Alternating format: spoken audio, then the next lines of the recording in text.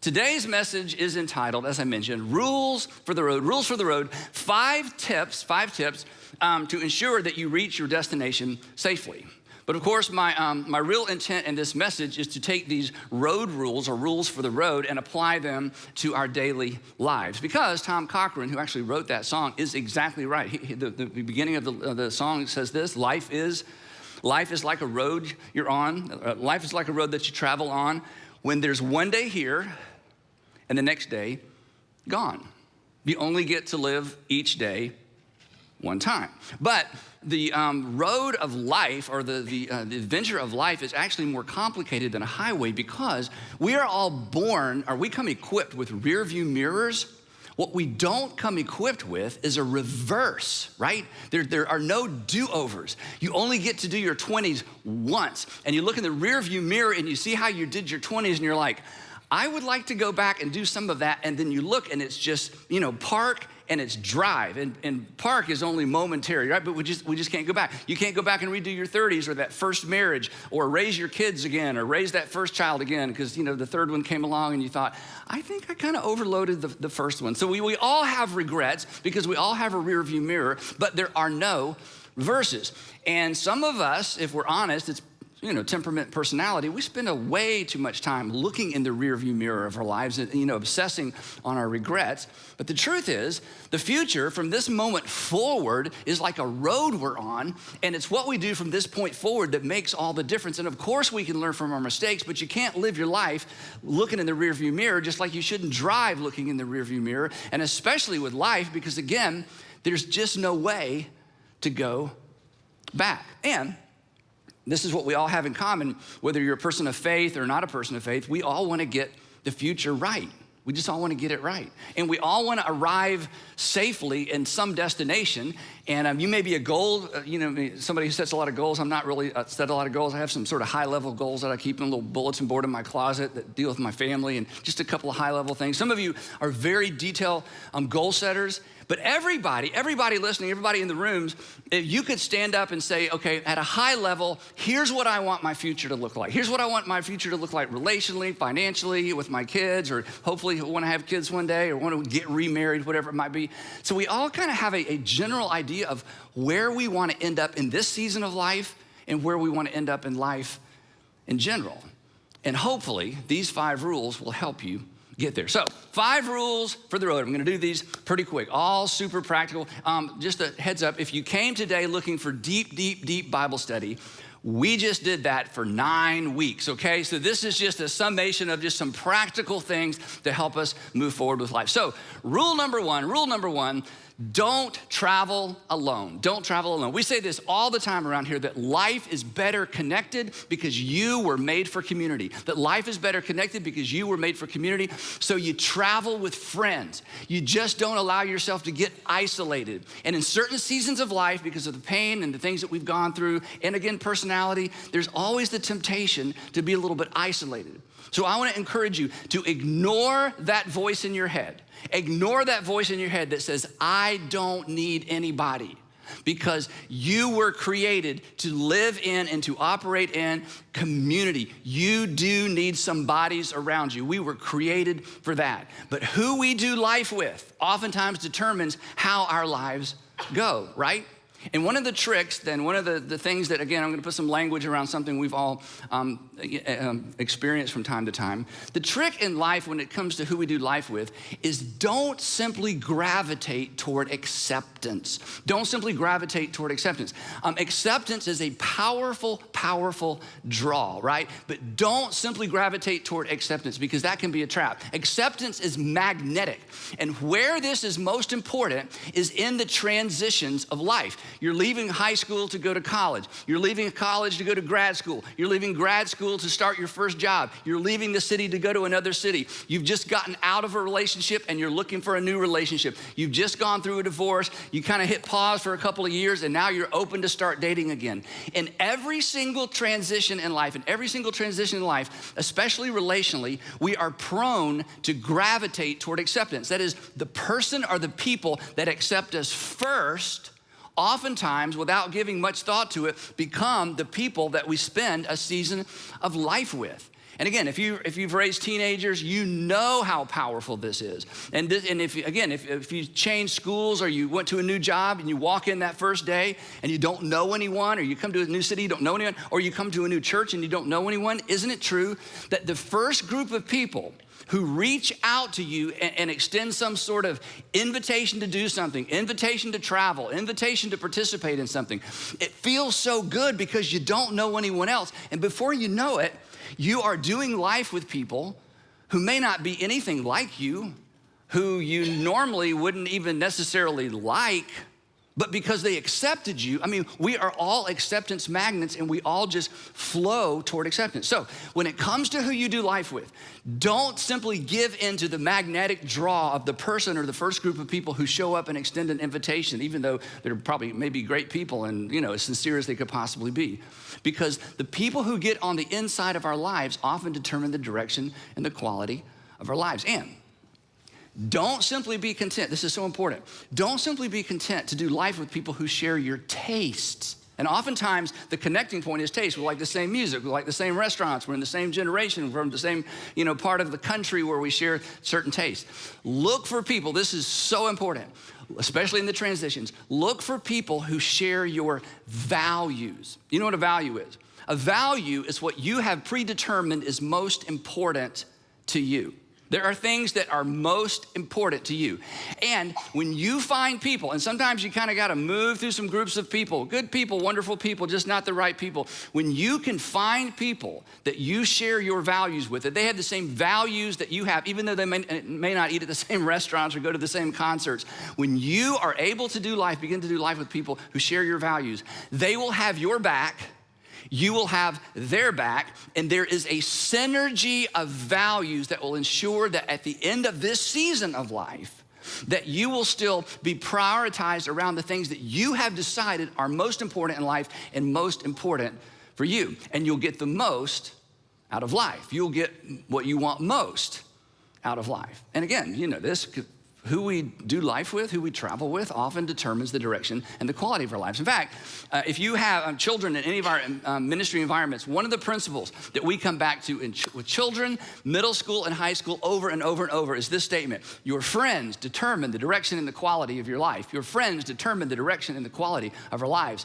Or to put it within this context, our friends determine the direction and the quality of the trip. So who we surround ourselves with, who we do life with is so extraordinarily important. And this is not to say, and if you've been a part of what we do for a long time, you won't misunderstand me, but if you're new, I wanna make sure you don't. We're not saying that anyone is unimportant. We're not saying that anyone is less important. What I'm saying is this: when it comes to that inner circle, who you're traveling through life with, surround yourself with people that embrace your values. The author of Proverbs said it this way, and again, this is one of the anchor verses for children in middle school and high school students in all of our ministries. The author of Proverbs wrote this: whoever does life with the wise automatically over time becomes wise. That is, and wisdom, we talk about this all the time. Wisdom is understanding and living as if life is connected. That what happens today impacts tomorrow. That what happened yesterday is gonna show up in my life today, that life is connected. And so the author of Proverbs says this: when we do life with, when we walk in life with, when we do life with people who are wise, who understand that life is connected, that I've gotta be disciplined in this season because of what I want in the next season, you become wise. But then there's a contrast, because the Proverbs literature always has these contrasts, sometimes two, sometimes three. But the companion of a fool, and this is so interesting, the companion of a fool, and a fool in Proverbs literature, or literature that's primarily Proverbs, there's a specific definition for a fool. A fool is someone who lives life without care, or who is careless. That's like, this is what I'm gonna do today. Yeah, but how's that gonna impact you tomorrow? Well, that's tomorrow. This is today. Life is disconnected. The companion of fools, and it's interesting, he doesn't say the companion of fools will become a fool. I mean, walk with the wise, you'll become wise. The companion of fools doesn't necessarily become a fool. This is why giving into the gravitational pull of a group of people can be so dangerous if we're not careful. The companion of fools may never become a fool, but the companion of fools will suffer the same consequence as a fool, because that's who they're traveling with. That's who you're traveling with. So, bottom line is kind of this. Travel with people who are taking care of themselves, because if they're taking care of themselves, they will help you take care of yourself, and you will help them take care of themselves as well. So don't travel alone. Now, rule number 2 is kind of an offshoot of rule number 1. Rule number 2 is simply this: don't pick up strangers. Don't pick up strangers. Now, I need to define stranger, okay? A stranger is someone who is strange. That's what a stranger is. Or, now, honestly, we're all a little bit strange to somebody, right? So someone who, let's just say someone who is stranger than you, okay? That's what I mean by a stranger. When my mom, who passed away a few years ago, was very, very outgoing. My dad, not so much outgoing. And my mom, wherever she went, she would just meet people, and she was very friendly. She would begin conversations with people in line. She would begin conversations with strangers all the time. And this would kind of get on my dad's nerves. And he would say to her, this was kind of one of their things, you know, how your parents had like a thing. This is one of their things. He would say, Annie, her name was Anna Margaret. He called her Annie. He said, Annie, don't talk to strangers. I can remember hear my dad says, Annie, don't talk to strangers. And my mom would say, well, after I meet them, they're not strangers anymore. So my mom is literally a person who never met a what? She never met a stranger because she was so outgoing, and which was a great trait. So what I'm not saying don't meet people and don't be friendly, okay? And the reason I tell you that story is this part of the story. When I was in college, she flew to North Carolina to spend some time with her mom. And when she came back, I'll never forget, we're kind of gathered around the kitchen, and she put her hands on her hips. She said, well, I finally met a stranger. And what had happened was she was flying back, and she was sitting next to a guy, and he had had a little bit too much to drink. And I'll just leave it there. She finally met a stranger. But it was so funny to hear her say that, because it wasn't like she didn't have guardrails. It wasn't like she wasn't dialed in. There's just some people in the world that you just need to be careful around. She was super friendly. But she understood at some point you know what? I can't travel with you. So bottom line on this one is simply this. Be kind. That's a fruit of the Spirit. Be kind, but be careful. Careful of who you allow in your vehicle. Careful about who you allow in the inner circle of your life. We are kind to everyone. We are patient with everyone. We're compassionate and generous with everyone. But be careful who you allow in the inner circle, because it goes back to rule number 1. He who walks with the wise grows wise, the companion of fools. You may never be a fool, but if you're too close to the people who aren't living life according to your values, when something happens to them, it may happen to you as well. So I want to just kind of ask this question as we move on. Do you have any strangers in your life? And do you have any strangers you've allowed into the inner circle? And let me tease that out a little bit. Is there anyone you're doing life with, if you're real honest, that they make you less healthy? They cause you to doubt yourself. They seem to always be slowly and maybe subtly chipping away at your values. They're kind of dismissive of your values. And at times you're almost intimidated to be yourself because of how they're gonna respond. In fact, over time, you have found yourself becoming a different person when you're around that person. That is a stranger, and you need to drop them off. God loves them. You can't handle them. God loves them. Because when I used to teach this principle to high school students and college students all the time, they'd be like, yeah, but God loves everybody, and blah, blah, blah. I go, wait, hold on, come here. Look, God loves them. You can't handle them. Maybe someday you will be able to handle a person like that. But if your life is being bent and moved and drawn in a direction that creates, tension on the inside, dings your conscience, you find yourself doing things you never intended to do, you find yourself drifting from your values, you find yourself being dishonest with another group of people because, again, suddenly you find yourself, there's just too much duplicity, you're kind of living two different lives, that's a stranger. And you need to drop them off. And there's nothing more difficult, perhaps, than ending what seems to be a friendship or a relationship. But for the sake of that other person who need someone else in their life to perhaps bring them back to a sense of balance in terms of life in general or perhaps faith. For their sake, for your sake, you might need to drop them off. Or go back to the car thing for a second. You would not repeatedly loan your car to someone who repeatedly trashed it. So don't loan yourself to someone who repeatedly trashes you, okay? So that's rule number 2. It got so quiet on that one. It's so intense. Okay, rule number 3. You said, Andy, you thought this was supposed to be fun. It's kind of fun. Okay, rule number 3 is this. I want you to choose it when you're traveling, right? You choose a destination. You don't just travel, right? You choose a destination and borrow a map. This is kind of a 2-part thing. Choose a destination and borrow a map. Here's what I mean by choose a destination. Everybody ends up somewhere in life. I mean, you don't, goals, no goals, destination in mind, no destination. Time just goes by. And if you've got the health to endure your 30s and your 40s and your 50s, your 60s, your 70s, your 80s, your 90s, maybe you become a centenarian, you live to be 100 years old. Everybody ends up somewhere in life. The win, just humanly speaking, and the win in terms of being a Jesus follower, the win is to end up somewhere on purpose, right? And just as in a long road trip, there are multiple legs, the first day we went here, second day we went there, third day here, stayed 2 days there, fourth day. It's just as there are multiple legs on a road trip, there are multiple seasons in life, right? Multiple seasons in life. And it is so important in each season of life to determine your destination in that season. Now, you've all already done this. We've all already done this. I mean, you got in elementary school, your parents said, your destination is to get out of 5th grade and to get into middle school. So it's like, okay, you got out of 5th grade, middle school. Then you got into middle school and your parents said, and you decided, I can get out of middle school. My destination is going to be to show up the correct fall in 9th grade. So this whole idea of setting a destination for each season, we grow up with some, sort of a paradigm or a template that teaches us that. But once we get out into the work world and the job world, it's easy to lose sight of the fact there are still seasons of life. There's single season and there's married season and maybe first marriage and there's a gap and the second marriage and there's kids and there's grandkids. I mean, there's all these seasons.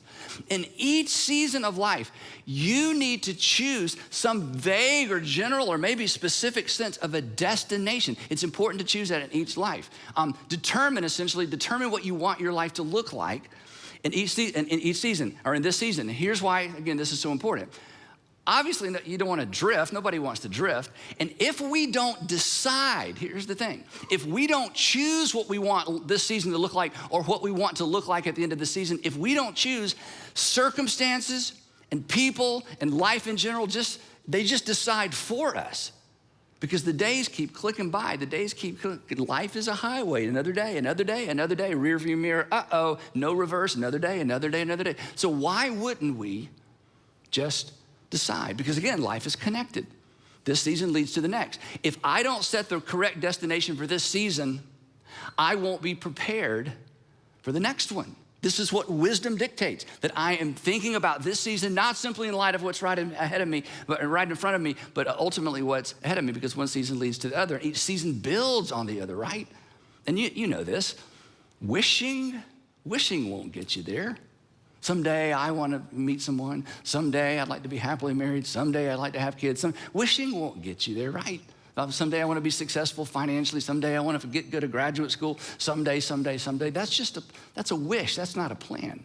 It goes back to what I call the principle of the path. We've talked about this in the past. That direction, not intention, determines our destination. This is true when you're driving. This is true when you're living. It's the direction, not the intention, that determines your destination, okay? You can drive north with the intention of going to Key West. You will never get to Key West. I don't care what your intentions are, right? You can intend and you can pray and you can trust God, and you will end up in Canada, okay? It just doesn't, intention is almost irrelevant. Intention should lead us quickly to some sense of direction. So in every season of life, we need to choose what the destination is, not for our entire lives, but for this season, because the seasons are connected. And if we're not prepared for the next season in this season, then when we get to the next season, well, we're just not prepared. Again, it goes, I mentioned this a minute ago. You only get to do your 20s one time. You only get to do your 30s one time. You only get to do your 40s one time. You only get to do a first marriage one time. You only get to do the raising that son of yours just one time. And again, you'd be better prepared for the second or the third child, but that first one, I mean, that daughter, we only get to do this one time. Again, 2 rear view mirrors, no reverse. My dad has had a sort of a version of this same statement that he had in his office. I don't know if he made it up or he found it somewhere, but as a kid, you remember things in your house, and this is one of the things I remember. A little plaque that said this: discipline, not desire, determines our destiny. And do you know what discipline is? Discipline is in this season, I want to make sure I'm disciplined enough in this season to prepare myself for the next season, because life is a highway. And there's another destination, and there's another destination coming down the road. So decide now, so that when you get to the end of this season, you'll look back on what you need to look back on to ensure that you're ready for the next season. When Sandra and I had little kids, I mean, they're all this little and smaller. At one point, we had 3 in diapers for about a minute.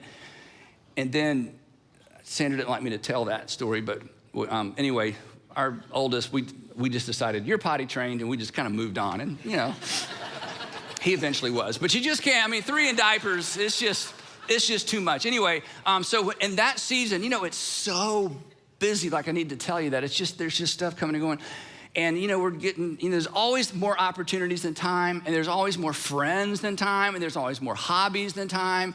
And so we just decided in that season, we came up with a list. We called it our no for now, but not forever list. No for now, but not forever list. In other words, here are some categories of things we're just not gonna do. We're not gonna, next Thursday, can you do this? Let me check the calendar. That just drives you crazy. We just decided there are some categories. I'm not gonna tell you what they were, because you gotta come up with your own categories. But sometimes in a season of life, because of what you want to accomplish and because of what's most important in that season, you just have to prioritize and say, you know what? This is not a bad thing. This is just a no thing for now. And then when we get through this season, it's a yes. No for now, but not no forever. Those are the kinds of decisions you make once you've decided what is most critical in this season of my life. When you're in school, you gotta do that. When you're starting a new job, you gotta do that. When you're beginning a new relationship, you gotta do that. When you're beginning a new marriage, you have to do that. When you're raising kids, no for now, but not forever, because what? Because of the destination I've determined for myself in this season of life. Now, the second part of this is borrow a map. And here's what I mean by that. Somebody has already been to where you're hoping to arrive, right? Somebody's already been there. They've been there and they've done that, and they've done it poorly or they've done it well. But somebody has traveled this road before. And here's the thing, and this is kind of insulting, but when you transition into a new season of life, you don't know what you're doing. How could you? You've never done it before. The ultimate example of that is, we had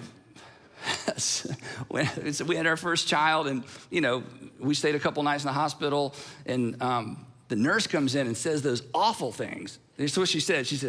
She smiled when she said it, but it was terrible. She said, "Mr. Stanley, if you'll pull the car around to the front entrance of the hospital, I'll bring Mrs. Stanley down and Andrew, and you can go home." And I thought, by ourselves? I don't even know how to change a flat tire. You're sending me home with a baby, right? Would you come home? Is there anyone who could come home with us? Do you remember this? It's like, I don't know what I'm doing. Well, in other seasons of life, we just think we know what we're doing, but how could we possibly know? Every season of life is different. So the wisest thing you could do is find somebody and borrow their map. Another illustration, right now, our small group, our community group, we've all been married 30 to 33 years, everybody in our community group. And so it's hard to decide, what are we gonna study? And you know what the felt need was? The felt need was, how do we parent adult children? Now, for some of you, you're thinking, is that even a thing? It's a thing, isn't it? All of you parenting adult children, isn't it a thing? It's like, you're thinking, I thought parenting ended when they went off to a job or off to college. No, it's just another season of parenting. So we don't know what we're doing. And after our first couple of meetings as a small group on this topic, we realized We don't know what we're doing. And we found a book. Somebody has written a book on how to parent adult kids, like kids who have left home and are getting married. And so that's what we're studying. You know why? Because we don't know what we're doing. But somebody has written a map and somebody has investigated. And this is what I'm talking about. You need to find somebody's map, okay? And the other way to do this is you know some people who've kind of down the road from you and sort of accomplished what you hope to accomplish, either professionally or academically or maybe marriage and family. And here's my suggestion. You get their email address and you email them. And you don't say, will you mentor me? Don't ever ask anyone to mentor you, okay?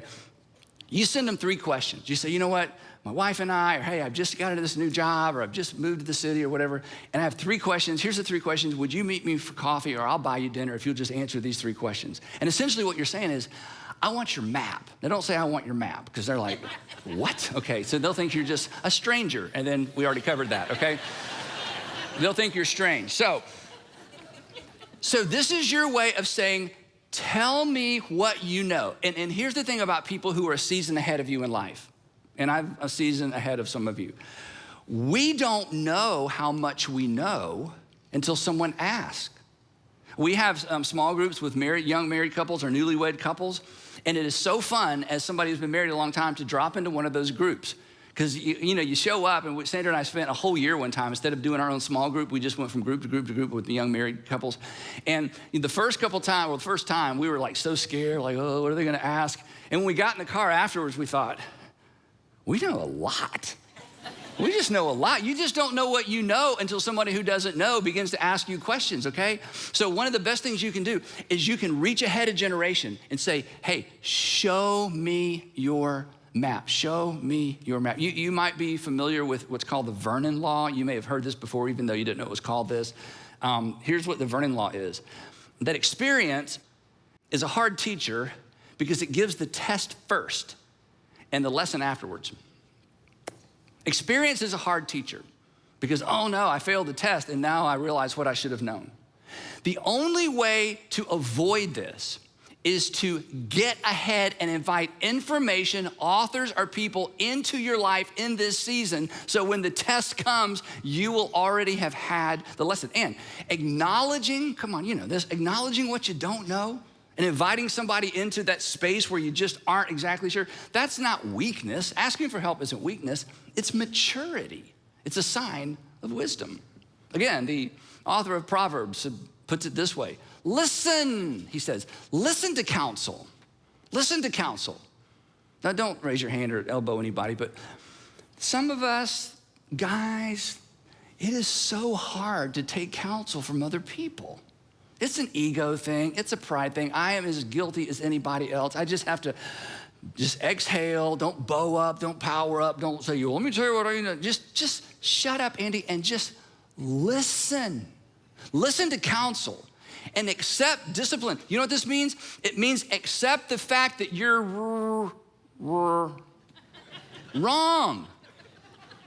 If you don't accept the fact that you're wrong, you will continue to be what? Wrong, right? My goal in life is to never learn anything new, and nobody wants to end up there. So he says, listen to counsel, accept discipline, that you may be wise, and listen to this, proverbial promise. You'll be wise the rest of your days. Here's what that means. You'll be wise in this season and prepare in such a way that you're ready for the next season. You'll be wise for the rest of your days, because if the pattern, this is a pattern and a habit, if the pattern and the habit of your life is to be open to the counsel and the wisdom of others, even people who aren't as smart as you, even people who aren't as accomplished as you, even people who aren't as successful as you, and even people who aren't as educated as you. I just covered all the reasons that many of us are like, I can't listen to her, I can't listen to him. What have they ever accomplished? Well, wait, what? He says, just listen to counsel and you'll be wise for the rest of your day. So choose a destination in this leg of the journey or in this season and borrow a map, and perhaps you'll get where you're going you get there faster and with less regret. Rule number 4, got to keep going. Rule number 4, pay attention to the signs. Pay attention to the signs. Okay, road signs are there for our protection as well as our direction. Many of us, some of you think that those signs are for other people, right? Yeah, those are for what other people need to do. I don't need to slow down the curve. I'm a good driver. Yellow light, that means speed up, right? So I can get the intersection. We just, and then when we see other drivers ignore those signs, what do we think? Idiot, putting other people's lives at risk. Sometimes it's hard to see the idiot in the mirror, right? And the same is true in life for all of us, right? Again, the author of Proverbs, and this is a verse I've encouraged you to memorize. I hope you've memorized it. If not, you got to memorize this verse. Maybe I just feel compelled to say that because of the role it's played in my life. The prudent, the wise, the people who know life's connected, the prudent see the signs and they respond. The prudent see danger and they take refuge. The prudent see the signs and they respond to the signs. Wise people pay attention to the signs of what's going on with their friends, and paying attention to what I see going on with my kids, and I'm paying attention to some stuff I see going on with my marriage, and I'm paying attention to what I see going on financially. We're not in trouble yet, but you know what? I need to slow down in that curve. I see what's going on professionally. I'm not gonna just live in la-la land and pretend everything's fine. I'm gonna pay attention to the signs. It's always tempting to ignore signs. It is most tempting to ignore signs relationally. But relationships are like a combustible engine. Nothing improves with neglect. But one of the reasons we ignore the signs in our relationships, honestly, is we don't know what to do. I can fix my router. I can fix a lot of things electronically.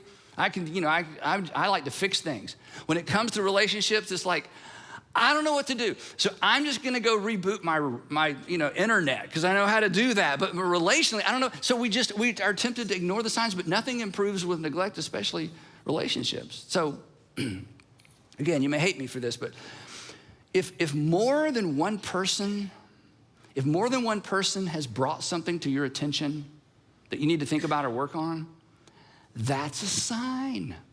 If more than one person, and they don't even know each other, it's like they've been talking. No, you're the common denominator. It's obvious, it's not obvious to you, but it's obvious to everybody. If more than one person has brought to your attention something that you need to pay attention to, that's a sign. The only time I ever was arrested, pause and let you digest that. It was a long time ago. Only time I was ever arrested is not that I ignored a sign, I actually moved a sign because it was in my way. I was 16 years old. I'm like, that's in my way. So I got out of my car and moved a sign, and then I got where I was going late, really, really late, and had an interesting conversation with my dad. So the point is, have you ever moved a sign? Let me tell you what move a sign looks like, sounds like in the real world. Do you ever heard yourself say this? Okay, don't ever bring that up again. I just want to take that sign off my road. Don't ever, don't, honey, son, mom, whoever, don't ever, or I don't want to hear that anymore. I don't want to hear about that anymore. Or I'm fine. Quit showing me signs, I'm fine. What do you respond to in that way? You're ignoring the signs. You keep ignoring those signs, you're taking the long way, taking the wrong way. You may never arrive. Because the prudent see danger and take refuge, but the simple, I'm fine, I know everything I need to know, you're wrong. The simple, the people that don't understand life is connected, that today leads to tomorrow and today is gonna show up tomorrow. The simple keep going and they pay the penalty. But you won't be the only one who pays because everybody is looking to you, responsible, that you're responsible for, that depends on you. They're gonna pay as well. So pay attention. Pay attention to the signs. Last but not least, the fifth and final one. This is kind of the heaviest one, but I think it's maybe the most important in terms of getting to where we want to get in life and ultimately getting to where your Heavenly Father wants you to get in life. The fifth and final one is this: don't carry unnecessary baggage. If you carry too much baggage on a trip, it just slows you down, right? Just weighs you down. Years ago, Sandra and I were traveling with these dear friends of ours, Howard and Doris, and we've traveled, most of our trips outside the country, we've gone with Howard and Doris. They're just our travel buddies, and they love to travel, love the same kind of stuff. And so we were standing at Hartsfield behind the counter, and we were putting our luggage up on the scale thing, And so Sandra had her back to the counter, and she's talking to Doris, and Howard and I are putting the luggage up there. So I put Sandra's suitcase up, and it went over, the limit. And Howard sees it, and he taps Sandra on the shoulder, and he says, "Sandra, you have a weight problem." And the look in her eye was, this is gonna be an awkward trip. And we have laughed about that for about 5 years. Sandra, honey, you have a weight problem. Anyway, so there's always a temptation to overpack on a road trip, right? And on a road trip, it's not a big deal, but on a life trip, it may be the biggest deal. Unnecessary baggage, what happens? Unnecessary baggage, on life trip, it's a really big deal. Unnecessary baggage will slow you down, and it'll slow everyone down in your family and everyone around you who's trying to do life with you. Baggage is that, it's that unresolved or partially resolved stuff from the past. Our baggage is the stuff from the past that keeps showing up in the future and keeps showing up in the present, and it seems to just make things more and more and more complicated. It actually empowers the past to define our future. It empowers the past to detour us from our destination of choice. So, are you carrying any unnecessary baggage? You should take a look. And the reason we should all take a look every once in a while is because we've all been hurt, and we've all been betrayed, and we've all been left out, and we've all been neglected. Some of us, you were forced to parent a parent because your parent was just so incapable, even when you were in high school or college student, or maybe you had to forego a career to move back home to parent a parent. And there's just stuff, right? Left you angry, left you vulnerable, left you suspicious of other relationships. And it's hard to unpack that stuff. It's hard not just to carry along with us. And the reason it's hard to leave it behind is because it's part of our story. It's part of our life experience. So there's just something in us that's like, no, I just have to carry this with me the rest of my life because it was such an integral part of my life. But it's best to unpack and leave it behind. And the reason you know it's best to unpack and leave it behind is because you want the people you're doing life with to unpack theirs and leave theirs behind when it begins to complicate your life. But it's hard to imagine that. But if you don't, and if I don't, if you don't deal with your demons, they go into the cellar of your soul and they just lift weights. And they get bigger and stronger and bigger and stronger. And the thing that's so deceiving about this is the event itself gets further and further and further and further behind as you move forward. But the consequences and the shrapnel gets bigger and bigger and bigger and deeper and deeper. And as time goes by, most people lose sight of the source of their anger, the source of their bitterness, the source of their angst, the source of their, they're just too complicated and they're too sensitive. They lose sight of the source when in fact, the source is something that happened as part of their story. This is probably what Paul had in mind when he said to Christians, he said, look, you can't help but get angry sometimes. Sometimes you're just gonna get angry. But if you're a Jesus follower, be angry, but don't sin. Figure out how to separate yourself in a healthy way from what caused you or made you angry and the behavior that just complicates your life. Don't let the sun go down while you're still angry, and don't give the devil space. Or to contextualize it for our conversation, don't give the devil space in your luggage. Don't give the devil a toehold, a handle, something that creates a place where he can hang on, a hiding place. And if you're not comfortable with the devil, we can change the word. Don't give bitterness, and don't give resentment, and don't give fear, and don't give anger a toehold, a place in your luggage where you carry it around over and over and over. Got any demons down there lifting weights? Carrying any unnecessary baggage? If you're not sure, the people closest to you, they know. They know. And they know because they have to help you carry it. They have to help you, they have to help you carry it. By that I mean sometimes they have to duck your anger. They have to navigate your overreaction. They have to navigate your moods. They have to avoid certain topics because every time those topics come up, you just escalate. So they just, no, we don't talk about that. And the fact that they don't talk about it, you think you're fine.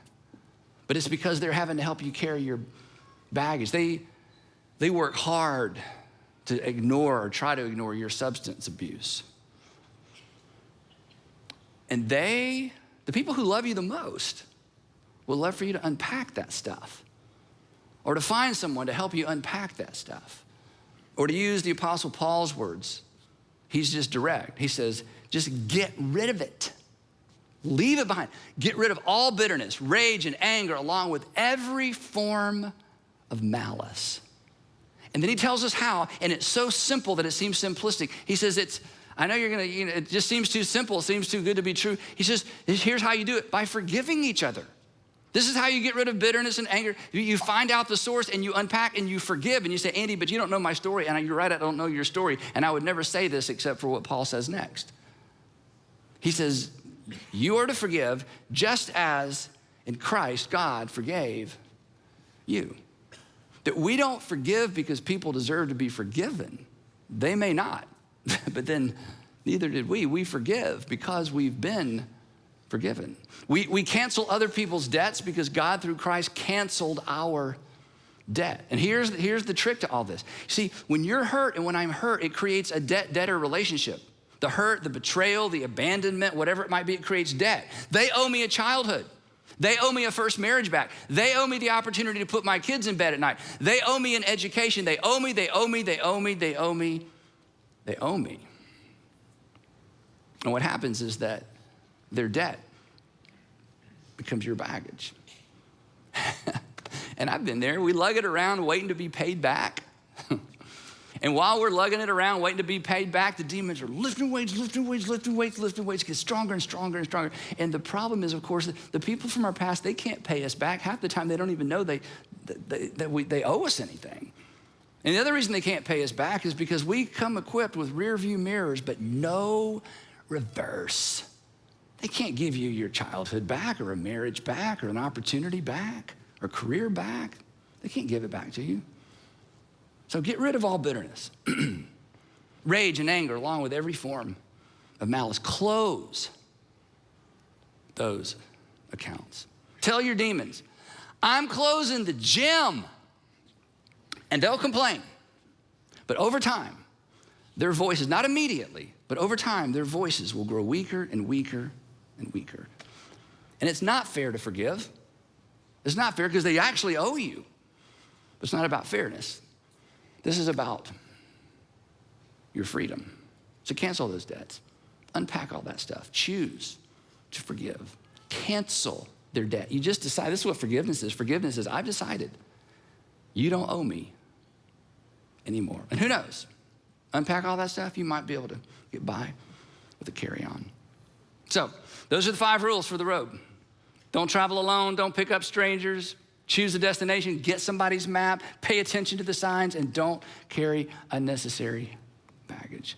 You're going to end up somewhere in this season. You're going to end up somewhere in life. I want you to end up somewhere in this season in life on purpose. And you get to choose. So follow the rules for the road. And perhaps you will reach your destination on time and on purpose.